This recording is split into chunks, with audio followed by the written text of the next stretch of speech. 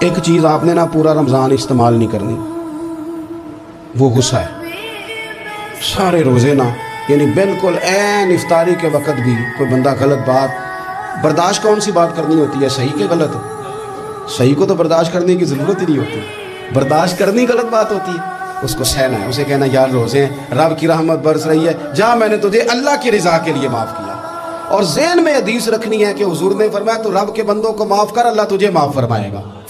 رمضان شریف میں اور سعادت کے ساتھ اور پیار کے ساتھ، اور غیبت نہیں کرنی کسی کی بھی، کسی ادارے کی نہیں، کسی بندے کی نہیں، غیبت نہیں کرنی۔ آپ کو حدیث میں ملے گا کہ نبی پاک علیہ السلام نے کچھ بیویوں سے کہا تھا کہ تم نے تو روزہ توڑ دیا ہے اور تم نے حلال کے ساتھ رکھا تھا، حرام کے ساتھ توڑ دیا۔ یا رسول اللہ کس طرح؟ فرمایا غیبت نہیں کی تم نے، مردہ بھائی کا گوشت نہیں کھایا، یہ بہت بڑا جرم ہے، اس سے بچنا ہے۔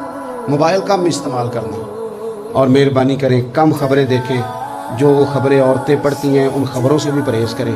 کوئی ہم نے بڑا سال 11 مہینے سیاسی تبصرے کر لیے، کیا انقلاب آیا پھر ملک؟ تو رمضان کا مہینہ سیاسی تبصرے رہنے دیں، زیادہ وقت مسجد میں گزاریں، زیادہ وقت اللہ کے گھر میں گزاریں، زیادہ ٹائم آپ تلاوت قرآن پاک میں، استغفار میں، درود شریف میں گزاریں، ایک دوسرے کے ساتھ پیار کریں، ایک دوسرے کے کام آئیں۔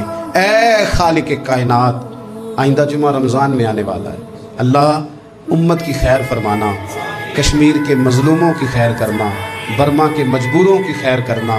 پاکستان تیرے نبی پاک علیہ السلام کے نام پر، کلمے کے نام پر بنایا گیا وطن ہے، اللہ اس میں دین کا جھنڈا نافذ فرما دے، اس وطن عزیز کو قیامت کی صبح تک قائم فرمانا، اور اللہ ہم سب کو بھائی چارے سے، پیار سے، محبت سے، ایک دوسرے کے احساس میں زندہ رکھنا۔ اس ماہ مقدس میں تو جن لوگوں کو معاف کرے گا ہم سب کے نام بھی اس میں شامل فرما۔